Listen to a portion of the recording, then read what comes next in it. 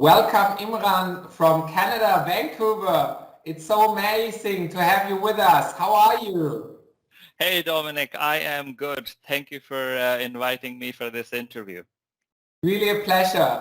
Imran was speaking with us at the IIA International Conference in Singapore, so it's really amazing to have you here. Imran is the president at the IIA Vancouver Islander chapter, as well as the director of audit and assurance for the government of British Columbia. It's really pretty cool that you're with us, and just forward looking also for the Audit Championship, as today is the grand final here in Europe, and probably we may dive in and take up a general topic. So what are the most important three current topics probably for you in your perspective in our area of internal audit practice? Thanks, Dominic. Firstly, really excited to see how the whole Audit Championship evolved, and now we have reached the grand finale. So I have registered myself for that. So really looking forward to that in a few moments. So yeah, that's a great initiative. Now talking about three big things for the profession, and I've seen last 18 months have changed the whole spectrum or landscape for internal audit quite a bit. I feel few things. Internal audit needs to be more resilient and more relevant in these circumstances. And how do we do that? We need it to be more future focused.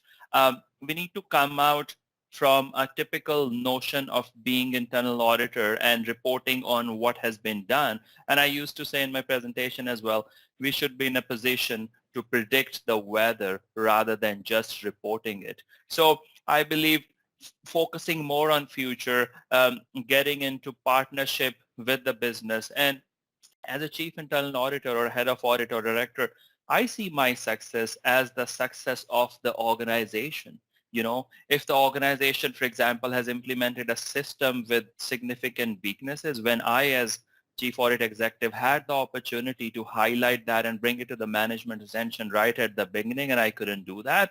So that reflects on me as well. So really partnering with the key stakeholders, delivering the value that matters, being more future focused. And these are the things that keep us relevant, right?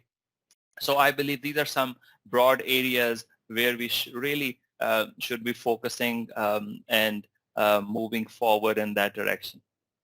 I like that expression a lot. Not only reporting the weather, really predicting it. That's amazing topic. I like that quote. Hey, Imran, so if we were talking about challenges, and I know you practice a lot of internal audit with different teams, engagements you're working on. So if we look through that challenges, what could be, I would say, a lot of internal auditors are watching us. What are practical implementation tips to them, how they can face those challenges? Yeah, I think there are a few things that we have been talking about for a bit in internal audit. One is relying more on technology and data, and using data analytics to make us moving from that insight to foresight models. And so that's where we want to be. A bit of infusion of AI I've also seen really helping us in the notion of predicting the weather, where we have technology ingrained and embedded into the processes, and as and when things are happening, we get to know where we are headed with that. So the concept of real-time assurance is becoming important as well, where key stakeholders are really wanting internal audit to give them information as and when they're running the business, right? So they need that information. Right now, I've seen my CEO a couple of times coming and telling me, hey, Imran, don't tell me we are running this multi-million-dollar project. Don't tell me this was not right when we were doing it. I need to know right now. So that's when, how do we start to partner with the first and second lines? How do we deliver that value? I'm not at all saying here that we become part of first or second line, but how do we truly partner and deliver that value working for the overall success of the business? And I keep referring back to the definition of internal auditing as given by IIA, and that really the emphasis is bringing a systematic approach and delivering that value to key stakeholders in business. And last 18 months, pandemic has asked really some big questions for internal auditors, how relevant the work is that we have been doing. And I remember April last year, and I was thinking how relevant my audit plan is now, right? If I continue to do the same that was planned few months ago, would there be a value for key stakeholders in that? So we really went to the stakeholder and said, I'm scrapping my audit plan. I want to be with you. I want to support the business. Tell me, how can I help? And then we brought in that expertise from risk and audit perspective and from overall business environment insights.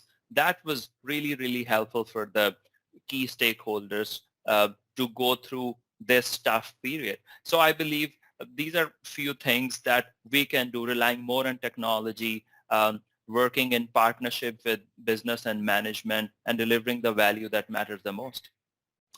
I like that a lot, and I fully agree on that. And if we have a kind of interface to technology as well as to probably scenario techniques, we are talking naturally today about gamification, as really this is the way to learn how scenarios are working, and people not only getting messages, they really are in practice and already doing it.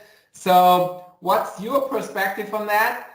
Do you like the topic of gamified training? Yeah, so first of all, you touched upon scenario planning. Great perspective, especially when we think about the risk management.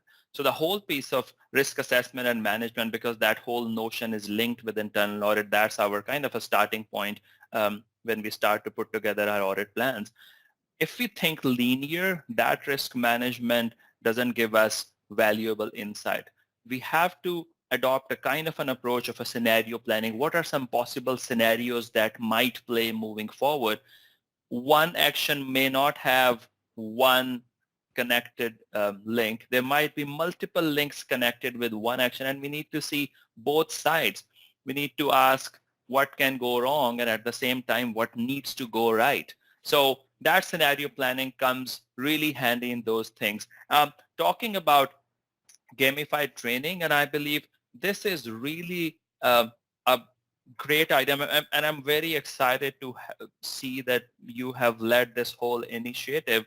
And I think this is very much aligned with how internal audit should be seen and where internal audit should be going today, because this gamified training, it gets you basically involved in real-time situations. You see different scenarios, you have different options, and then you take the best possible way after analyzing all different cases. So I believe this really connects you with the real world, and the whole notion, it is just so much of interest, in a typical training where people would be sitting in these days, sitting in front of a screen for 6-8 hours. It's very hard to keep them engaged and having to have their attention span throughout. With gamified training, it's engaging, it's valuable, and it's really, really practical. It gives you that hands-on feel as to what you would do.